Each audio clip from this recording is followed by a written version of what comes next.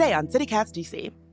Today is Emancipation Day, and even if you've been living in the district for a while, you might not know much about the holiday and what makes it uniquely DC. Briana Thomas, author of Black Broadway, joins to explain what you should know about Emancipation Day in DC and how to commemorate it.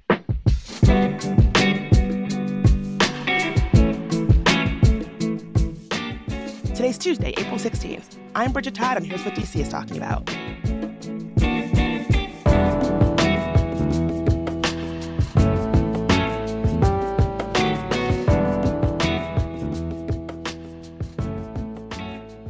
So, Briana, I feel like every year Emancipation Day kind of sneaks up on me. And I think that's partly because for most people in DC, they might not know about it. It's not top of mind, not being a federal holiday.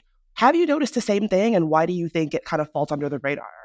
So I've definitely noticed the same thing. And it is interesting, especially as a local historian, to see how it's not as widely celebrated. But I think it falls under the radar because it took DC such a long time to officially commemorate it. So DC Emancipation becomes an official DC holiday where if you're working for city government, you get off work or out of school. That doesn't happen until 2005. Although DC Emancipation actually happened April 16th of 1862. So I think because the city took a while to recognize it, so does everyone that lives here. We're seeing more celebrations because of the bloom of Juneteenth. It's also bringing awareness to DC Emancipation, but yeah, it's definitely under the radar. So what exactly does Emancipation Day commemorate? So DC Emancipation, it commemorates the release of 3,100 enslaved persons on April 16th in 1862. This was a big deal. So a lot of people are familiar with Juneteenth, as I mentioned, but Juneteenth is the celebration of the last freed enslaved persons.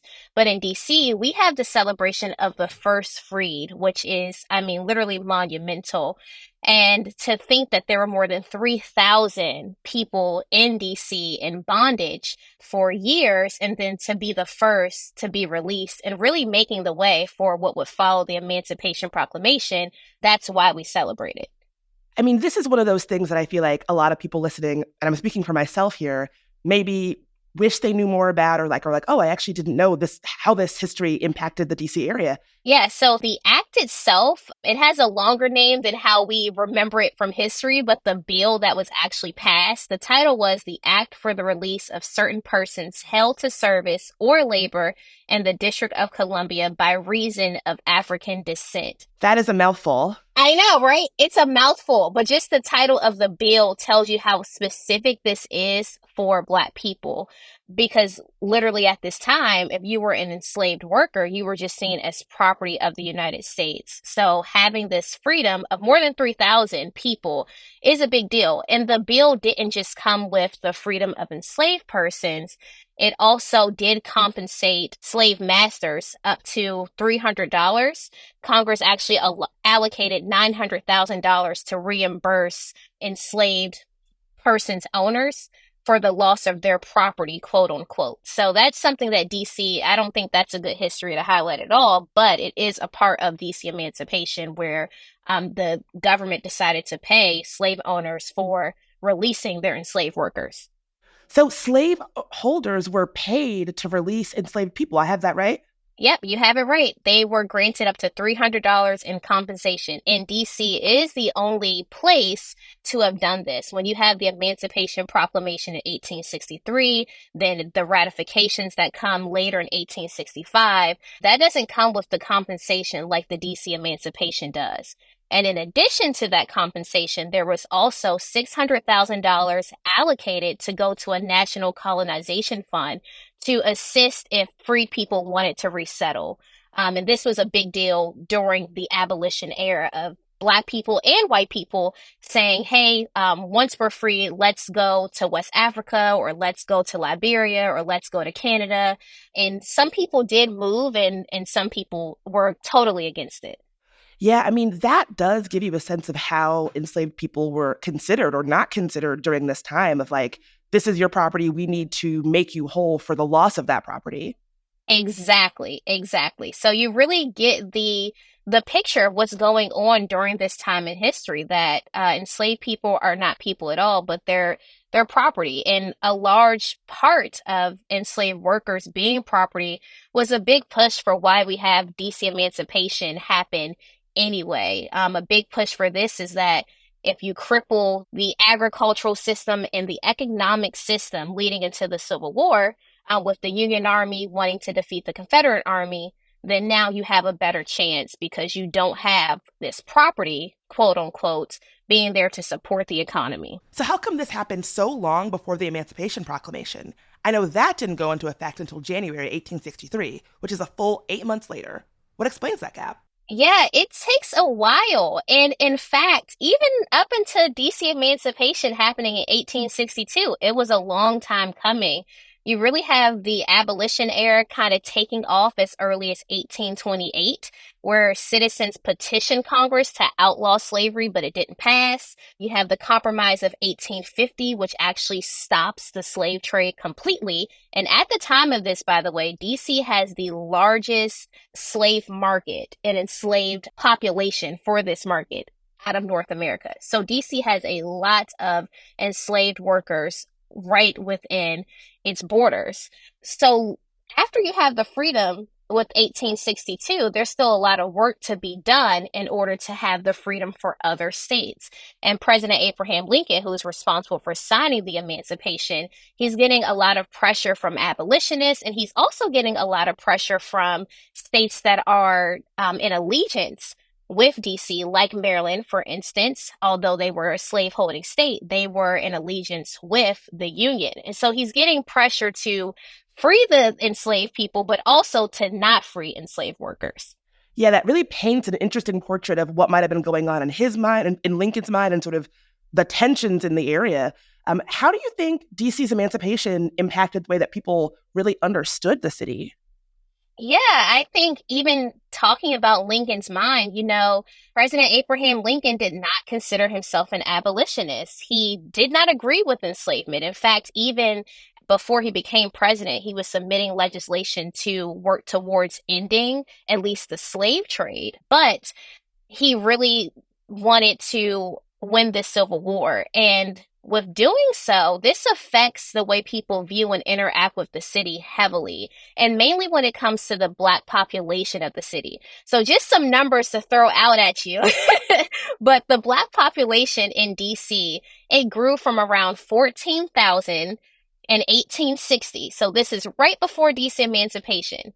By 1900, there were 87,000 Black people in DC. So that much migration took place, all because you now had DC as the first freed. So DC becomes a safe haven for Black people. It becomes a place during the Reconstruction era where Black people are owning businesses and starting universities like Howard University, and they're using their skills and their trades to create generational wealth. This changes the whole trajectory of how people interact with DC.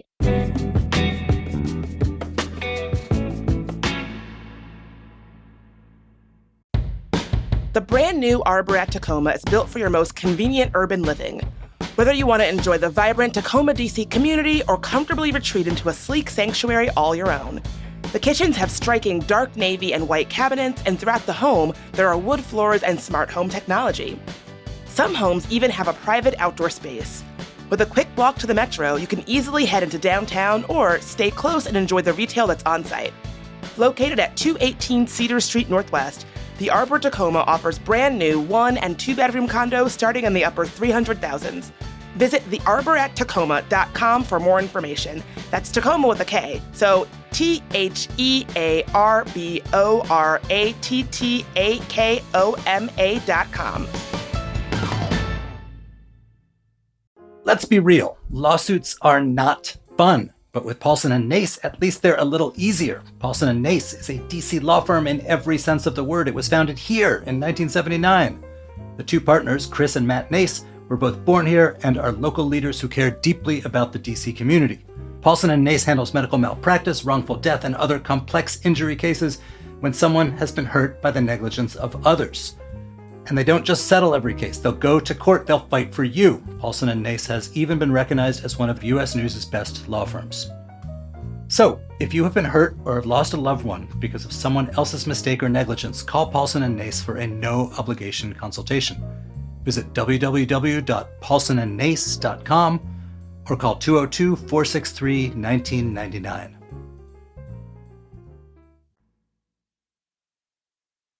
Do you ever think that Lincoln gets this maybe unearned reputation? Like, I'm no historian, but I know that in school we're kind of drilled into be like, oh, Lincoln freed the slaves. And it seems a lot more complicated than that. Do you think that we're sort of given a kind of whitewashed version of what Lincoln actually stood for?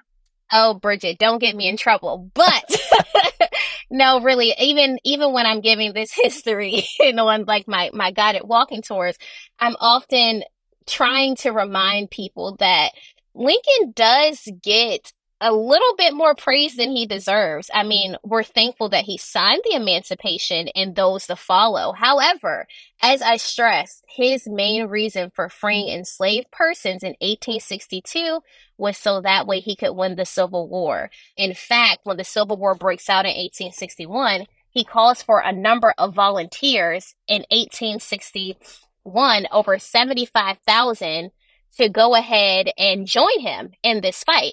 And then he realizes, well, we still don't have enough people because if Black people aren't freed, Black people can't fight in the military.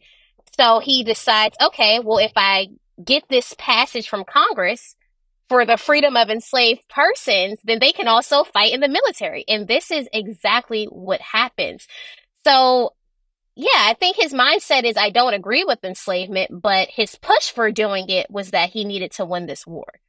And I think even that sort of more accurate understanding of his mindset kind of speaks to the sort of shift that we're seeing around Emancipation Day in DC, especially, that like we're rethinking it. We're thinking about how it fits culturally and historically into the city and into the culture, kind of a different way. You mentioned how the push around Juneteenth kind of buttressed how we think about Emancipation Day. It does feel like it's sort of changed over time in DC. Yes, it definitely changes over time. I think even this change is sometimes with history, it's hard to reckon with the past. And although it seems so long ago, it really isn't that long ago. And when you have to think about what emancipation means, we're excited for the celebration part, but to think about how many people were in bondage for so many years and descendants of families that are still here in Washington, D.C., I think it makes it difficult to keep in the forefront of our memories, even though it is important that we do. So let's talk about the way that people celebrated and responded to this. I know this has to have been huge news for folks in DC, which was already a kind of a fairly progressive city at the time.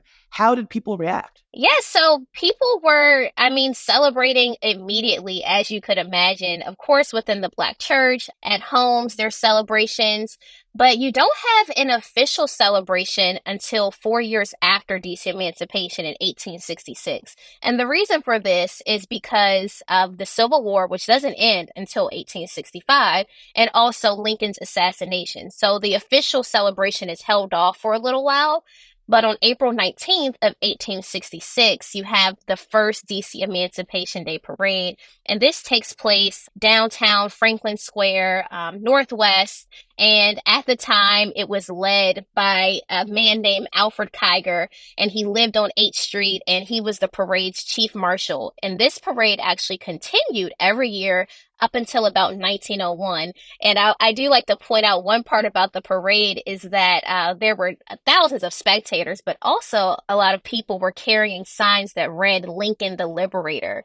So it's always interesting to see that at the moment, people were just so excited to have this liberation. But now as researchers and historians and curious residents, as we look back at the history, we can see that Lincoln is the liberator, but it's a little more complicated than that. Well, yeah, that speaks to that complication and that tension you were talking about before. Yes, definitely. And the celebrations, they do continue after 1901. They kind of fan out a little bit and they start to get popular again much, much later, around 2004.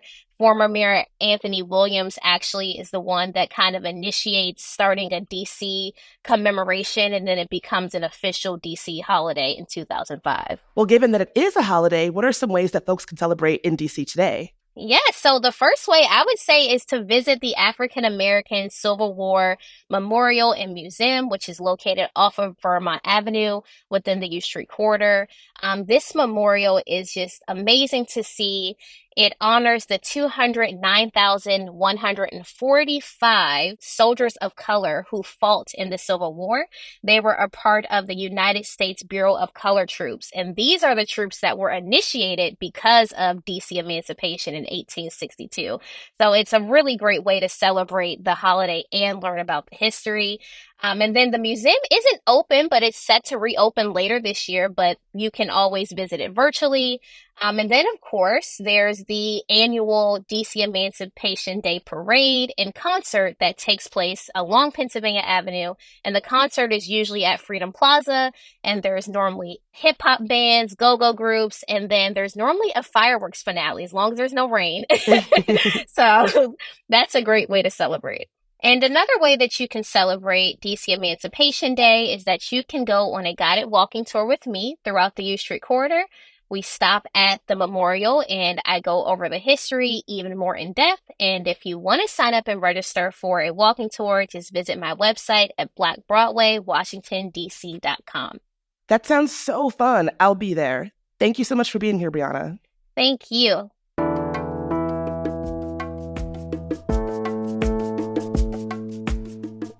That's all for today here on CityCast DC. If you enjoyed the show, why not tell a friend, rate the show, leave us a review, and subscribe to our morning newsletter. We'll be back tomorrow morning with even more news from around the city. Talk to you then.